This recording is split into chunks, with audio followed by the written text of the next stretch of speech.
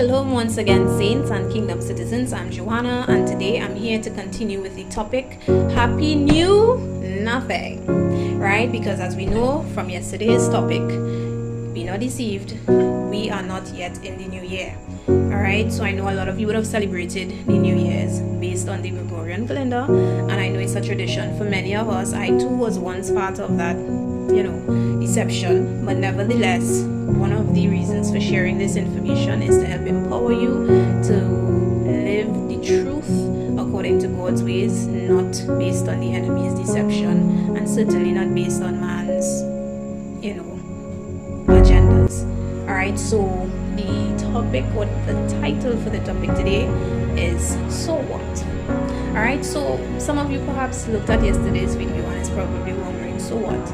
We're in a new time, we're in a new season, the calendar has nothing to do with me, it's just a calendar, what does it have to do with anything?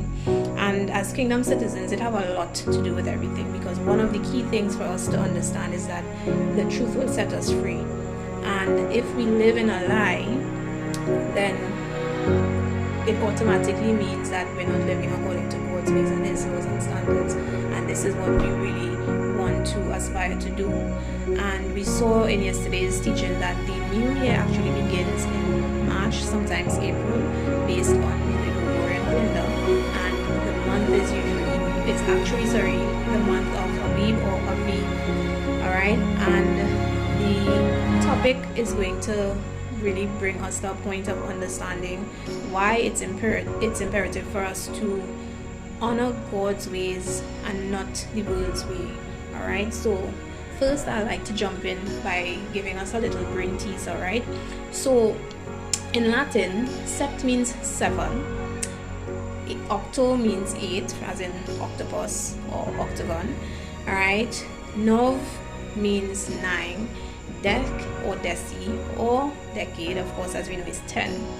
Alright, so in Latin, since the numbers I just called is 7, 8, 9 and 10, then why is it in the Gregorian calendar September is the 9th month, October, see where I'm going with this? Alright, so it's totally confusing, but today we're going to get into this. Alright, because as we know, God is not the author of confusion, and we need not be deceived. We're going to present some truth. Alright, so one of the things I would like to start by saying is that this video is by no means intended to bash anyone or throw any stones. It's simply to enlighten us, to empower us, and to guide us in our journey of truth so that we can make decisions to more correctly and accurately walk in the truth. Alright, so let's get into the crux of the matter concerning this Gregorian calendar. Firstly, I'm going to ask the question. So the main question we're answering today is, where did the Gregorian calendar come from, and why is it in direct contradiction to God's calendar?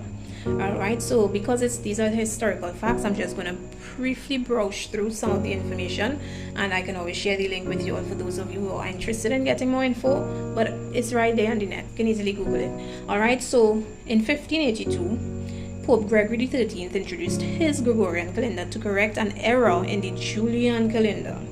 Alright, this was causing an erroneous calculation of the date of Easter, amongst other things.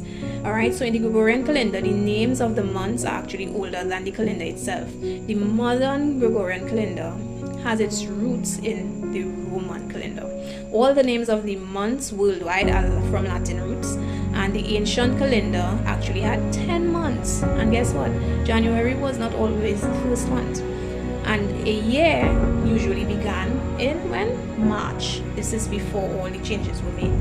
Alright, so Pope Gregory adjusted the calendar so that most Western nations would begin to celebrate the new year in January. Agenda. Alright, so let me briefly give you all the meaning of the months of the year, because the names of the months of the year actually derives from Roman deities, their leaders, festivals, and even numbers. So January is actually the Roman god for Janus, the Roman god named Janus. Alright, February, the word derived from February, and and the name is attached to a Roman purification festival. March is named after the god of war and the planet Mars.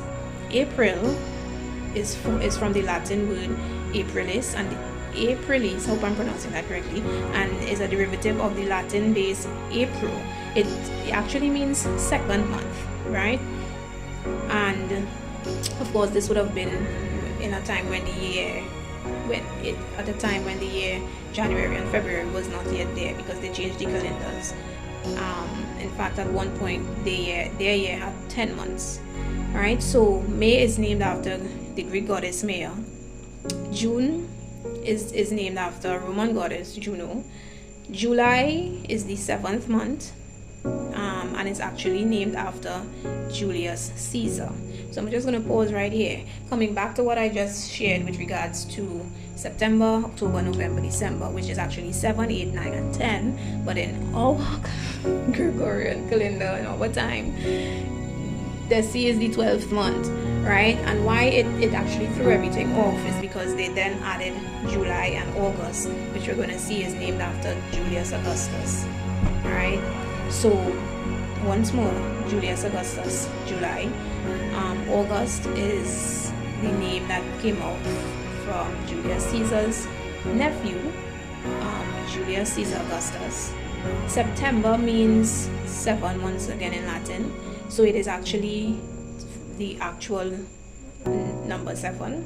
And then of course October, November, December, which just brings us back down to 10, 11, 12. Alright, so one of the key things we must understand, saints, is that we ought to always strive towards serving God the way He desires. And now that we are aware that the changes were made, you know, everybody been hoodwinked. In a nutshell, we've been hoodwinked. And with all these different changes, it also took us further away from the truth. Alright, so this information, even if you knew it before, is not only in knowing it, but it's in what do we do now that we know. Alright, how does this affect our lives now that we know? How does this affect our walk with the Most High now that we know? And because the Most High gave us times and seasons to adhere to live by, to guide us, to help us, it is very imperative that we understand His times and His season, and not be caught up in the world's times and season, because clearly this calendar, which is the Gregorian calendar, it actually stems from a man's agenda. Alright, but ultimately we know it's just from the enemy to deceive the whole world, and we really want to be sure that we are operating as much as possible in the truth, and to continue operating according to God's perfect will. So here's something I'm going to share with us to close off. In the book of Romans 12, chapter 12 verse 2, we are instructed to be not conformed to this world, but to be transformed by the renewing of our mind, that we may prove what is that good and acceptable and perfect will of God. Alright, so the key takeaway from today's teaching or lesson is that as saints of the Most High, we need to prove what is His good and acceptable and perfect will, and that we no longer live in the will or agendas of men, and not in the deception of the enemy either. Alright, so I hope this information serves you well, and as we continue this week with getting more understanding on why it is not a happy new year, we will continue to go forward with this teaching to help enlighten, inspire, and empower you, so that we can really all walk this walk. And I'm sharing this in love. Shalom, and thanks for watching.